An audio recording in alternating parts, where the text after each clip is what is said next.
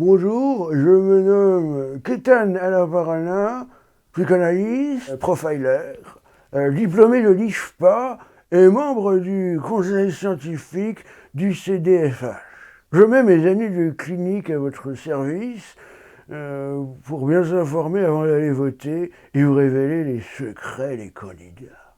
Je mets mes pas dans les pas d'Arlette Laguiller. Et ça, je crois que tous ceux qui seront intéressés et qui m'écouteront se rendront compte que oui, je défends les mêmes idées. Nathalie Arthaud est la fille spirituelle d'Arlette Laguiller. C'est sa filiation, c'est son identité. Privée des limites de son moi, les mêmes idées, hein, qu'on peut lire comme une dépersonnalisation.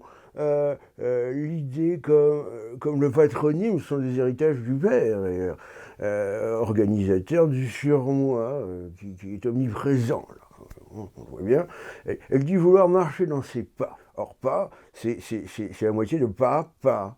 Le langage a perturbé l'ordonnance de la jeune Nathalie bien avant la parole, n'est-ce pas? Symboliquement, elle est hémiplégique. Elle se place du côté du père, coupée en deux, comme une plaie béante en bas du corps, qui n'a pas de sens, en fin de compte. Hein. C'est très révélateur d'un désir de couple copulent, complémentaire avec la mère, où elle jouerait le rôle du père comme perdu, comme elle est perdue, cette pauvre femme. Pour faire une analyse, Emmanuel Macron, c'est le phonème de la mère, de la maman. C'est le demi-monde du père, du cerveau du père, le cerveau droit, qui découpe avec sévérité et sérieux le savoir et la science. Creux, dans Macron, creux, c'est la ligne cassée qui écrase, qui écroule et craque, ce qui indique très clairement une rupture chez Emmanuel Macron. C'est le gazon, c'est tout ce qui recouvre, c'est le phonème du recouvrement, du gazon, de la toison, mais aussi c'est on.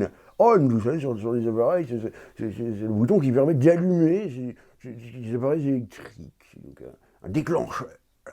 Cron est un déclencheur qui recouvre toutes les choses. Et enfin, le plus révélateur, c'est évidemment son prénom. M, évidemment, Ma, Nu, Elle. Nu devant elle, devant Ma, qui est la mère. Donc, je marque un Oedipe très présent dans ce prénom Emmanuel, ce qui explique son goût pour les femmes âgées et une homosexualité refoulée. Jean Lassalle manifeste un retour infantile du totémisme en se plaçant du côté de la nature mère. Là, il se dit berger, gardien des origines terriennes du totem mère, n'est-ce pas? La nature mère, totem mère, tout se retrouve. Hein. Le mouton est l'animal totem qui, à l'image de l'araignée, d'ailleurs, symbolise le sexe féminin.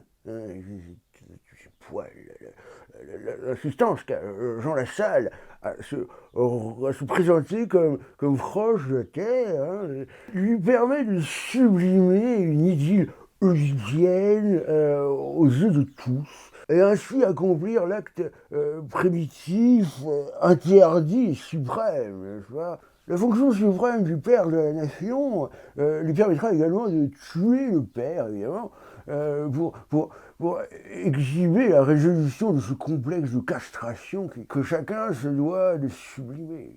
Je pense qu'il nous faut, plus qu'un nouvel acte de décentralisation, c'est vraiment penser la décentralisation, penser le pays comme pensent les maires d'ailleurs. On doit reconnecter beaucoup mieux nos concitoyens avec les institutions et je pense que cette liberté et autonomie des maires est ce qui peut permettre justement cette reconnexion avec la démocratie. Anne Hidalgo, comme nous le savons tous, est la maire de Paris, hein. Comme la maire, bien évidemment, lui permet de résoudre son complexe de castration avec sa mère qui l'a privé du phallus du père.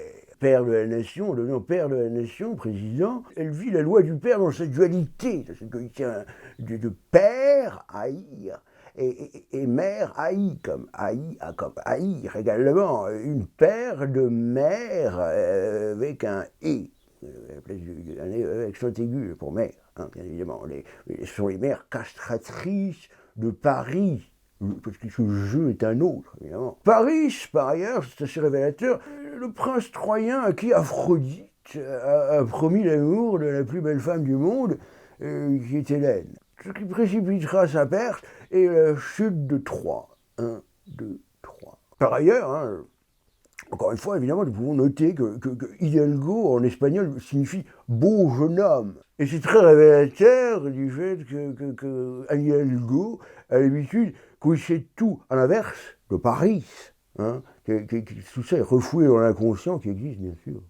Il faut savoir que Yannick Jadot est le cadet de 6 frères, dont 2 d'un mariage précédent de son père. Très tôt, donc, le jeune Yannick réalise l'importance du secret oedipien de la belle-mère, à laquelle le petit Yannick désire avoir accès, évidemment. Seulement, le père fornicateur l'empêche d'accéder à une sexualité épanouie. Et le complexe de castration qui en résulte le pousse à défendre les plus faibles. Ceci explique indubitablement sa défection à l'élection 2017. Voilà une preuve supplémentaire. Sa défection à l'élection présidentielle de 2017 en faveur de Benoît Hamon. Benoît Hamon, le candidat du Parti socialiste, le parti dans lequel militait Papa Jadot. Il a donc échoué par cet acte manqué, ce coitus interruptus, à tuer le père et n'a pas fait face à l'angoisse de l'Oedipe irrésolue, cédant à des victoires faciles auprès de personae et animus subordonnés, objet de son désir sadique pulsionnel. Je crois qu'on peut parler, nous, au nom de millions de gens qui souffrent de la crise, qui souffrent de cette société, qu'on ras-le-bol même de ce rouleau compresseur capitaliste qui détruit tout sur son passage, qui détruit à la fois les droits sociaux, mais qui aussi détruit l'environnement. Je pense que ceux qui rasent gratis, c'est plus pour les patrons, les capitalistes, les milliardaires, et y compris les politiciens. On entend beaucoup parler de on rase gratis et tout ça, c'est quand même terrible venant de gens qui prennent les politiques ultralibérales. Jusqu'à présent, on pense que ceux qui rasent gratis, c'est plus pour les patrons, les capitalistes, les milliardaires, et y compris les politiciens. En fait, nous, on veut une démocratie directe. Aujourd'hui, il n'y a pas de démocratie réelle. Il y a une représentation politique qui est complètement discréditée. D'ailleurs, il y a plein de gens qui croient plus. Ça va se traduire certainement par pas mal d'abstention, parce qu'il y a un ras-le-bol de tout ça. Au-delà des affaires, il y a de toute façon aucun crédit. Donc nous, c'est pour ça, c'est la démocratie directe, c'est le contrôle par en bas, et c'est ce qui manque aujourd'hui. Donc voilà. Philippe Poutou se dit contre le capitalisme. Le capitalisme vient de capita en latin, qui signifie la tête, autrement dit l'ordre. Donc le père. Philippe Poutou se déclare également contre le libéralisme, il dit contre la libère, c'est-à-dire la liberté en latin. Pontalis disait « Pour vivre et nous croire libres, il nous faut plusieurs espaces. » Sigmund Freud nous mettait en garde. La liberté n'est nullement un produit culturel. Poutou ose s'opposer au père de la psychanalyse, qui déclarait « L'homme énergique qui réussit, c'est celui qui parvient à transformer en réalité les fantaisies du désir. » Poutou est jaloux des capitaines d'industrie, dont il veut opprimer la liberté, c'est évident. La liberté individuelle est cachée dans l'inconscient par le surmoi de la civilisation, surmoi organisé par le père capita. C'est d'ailleurs pour cela que Poutou se range sous la mère protectrice qu'il nomme démocratie directe, qu'il veut pénétrer par en bas. Le sentiment de honte est à la base de notre civilisation. Bruno Bettelheim. Si l'on fait pour Fabien Roussel la psychopathologie Gesten-Zalen du montant du SMIC qui est proposé dans son programme, il propose inconsciemment 1923 € contre le nombre actuel qui est de 1589,47 pour 35 heures. On observe que dans cet énoncé, il manque le chiffre 6. C'est le seul chiffre qui manque, c'est incroyable. 1 plus 2 plus 3 égale 6. Le 9 est l'inverse du 6, si vous regardez bien. Proposer un deuxième 9, c'est un peu incongru. Ça permet à Fabien Roussel de retrouver l'équilibre 1, 2, 3, 4, 5, 6, 7, 8, 9. De plus, en 1923, Staline commence l'épuration des trotskistes. Et ça, Fabien Roussel a refoulé ces vérités qui ressurgissent avec tant de vigueur. Je ne connais pas d'autres observations qui puissent démontrer de manière aussi frappante l'existence de processus de pensée hautement élaborés, ignorés par le conscient qui existe. Marine Le Pen joue la virilité et nie sa féminité, c'est assez frappant. Car, comme toutes les femmes, elle a de la rancœur envers sa mère qu'elle croit lui avoir coupé son pénis quand elle était enfant. D'ailleurs, elle a réussi à récupérer le phallus du père, Jean-Marie. Elle lui a même volé son nom et son parti. Voilà. Et pour une femme, son Jacques Lacan, le nom du père, c'est la loi.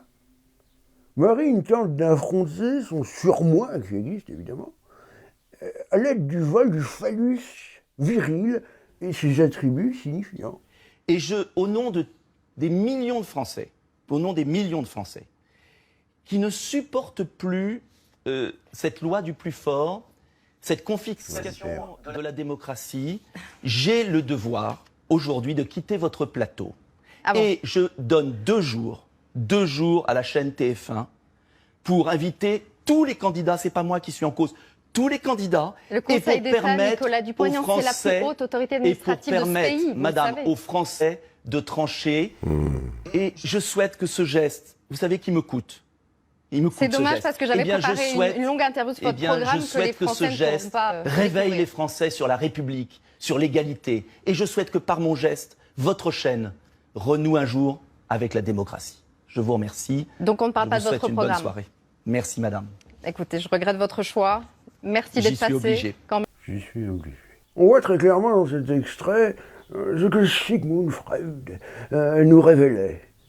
L'homme a un instinct sadique et la femme un instinct masochiste. Les 4 sont inconscients, donc incontrôlables. Nicolas Dupont-Aignan, face à cette présentatrice, pointant son stylo de façon agressive, perçante et pénétrante, inconsciente du symbole phallique retourné vers l'intérieur. À travers ce stylo, Nicolas Dupont-Aignan revit l'acte de castration primaire, qui rejoue l'angoisse d'être celui qui est pénétré par la femme, mère toute-puissante.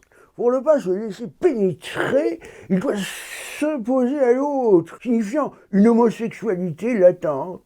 Carl Gustav Jung nous enseigne que la masculinité est active, fécondante, agressive, rationnelle, pensante et dure. Dans cet acte orgasmique pulsionnel, Nicolas Dupont-Aignan impose sa satisfaction de jouissance masochiste pour ne pas se laisser pénétrer par la femme. Je parle de dominant, de domination, c'est-à-dire du féminin et du masculin. Ça serait plus exact de dire comme ça. Le masculin est lié au pouvoir. Il peut y avoir des femmes qui exercent un pouvoir. Parce qu'elles ont des valeurs masculines. Voilà, exactement. C'est plus précis de le dire comme ça.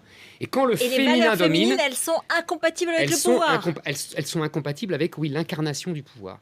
Et alors, évidemment, il y a beaucoup d'hommes, vous aurez remarqué qu'aujourd'hui, en fait, les hommes politiques, pour la plupart, sont dans l'ordre du féminin. Éric Zemmour se comporte comme un Nao. Il rappelle que le pouvoir est dans l'animus, car il a peur du pouvoir de la mère. Il tente de refouler la toute-puissance menaçante de la mère phallique, dans une réitération rassurante, inversée de la pulsion masochiste, à travers ces banalités. Ce que vous racontez, ça concerne personne dans mon quartier. Personne s'est dit, tiens, je préférerais dans une maison close qu'aller chercher les putes au coin de la rue. Voilà, j'ai jamais entendu quelqu'un me parler de ça. Sinon, vous et votre sale corporation voyeuriste et vendeuse de papier. Parce que le problème, c'est qu'elles sont dans les bois, les prostituées. Mais j'en ai rien à faire. Si vous voulez me parler de ça, vous avez trouvé quelqu'un d'autre, d'accord? Avec moi, vous parlez de choses sérieuses. Dignitas et gravitas, hein, la maxime romaine. Donc avec moi, vous parlez de politique, et vos sujets de merde, vous allez les faire avec des gens qui veulent répondre à la merde. Non, mais ce que je veux dire... Non, c'est fini. Ce qui est très significatif dans cet extrait, voyez-vous, c'est que Jean-Luc Mélenchon, quand on lui parle de relations sexuelles, il laisse échapper ses pulsions anales. Cette pulsion qui crée une équivalence entre le sexe et les excréments révèle que Mélenchon a échoué à résoudre la situation oedipienne primaire lors du passage au stade anal. D'ailleurs, il dit, à propos du sexe, qu'il n'en a rien à faire, qu'il préfère parler de choses graves, comme si c'était trivial. Ce qui indique de façon vraiment magistrale et indéniable le retournement du signifié du phallus paternel sur ses selles et la rétention. Et c'est d'ailleurs pour cela, et il est connu pour ça, qu'il aime à retenir des éléments historiques, comme un enfant colérique retiendrait ses selles. D'ailleurs, mon excellent ami Gérard Miller nous en révélera certainement plus dans les années à venir. Je pense que nos analyses sont assez proches. J'ai fait le code et j'ai laissé entrer derrière moi un jeune homme. Et c'était un immeuble qui n'avait pas d'ascenseur. Et donc j'ai monté l'escalier et il m'a agressé dans l'escalier. Voilà, il m'a sauté dessus dans l'escalier. Et j'ai hurlé. Et heureusement, c'était un vieil immeuble. Et il y avait quelqu'un qui a entendu derrière la porte que je hurlais et qui est sorti précipitamment de son appartement. Donc il ne s'est rien passé. Enfin, plus exactement, il s'est passé suffisamment pour que je sois sous le choc, mais pas suffisamment pour que ce soit vraiment, indélébile. Freud nous enseigne que les escaliers représentent un symbole du coït. On arrive en haut en quelques paliers rythmiques avec un essoufflement croissant. On retrouve ainsi le rythme du coït dans la montée des escaliers. D'ailleurs, l'évocation incongrue de l'ascenseur par Valérie Pécresse montre sa volonté de décharge orgasmique rapide, masculine, celle du jeune homme, bien évidemment, du jeune homme séduisant, bien sûr. La personne qui écoute derrière la porte et interdit le coït est le père castrateur, qui intervient pour imposer son désir incestueux. Valérie Pécresse ne semble pas avoir accepté sa sexualité et désire toujours le phallus signifiant du père dont elle n'arrive pas à admettre la perte.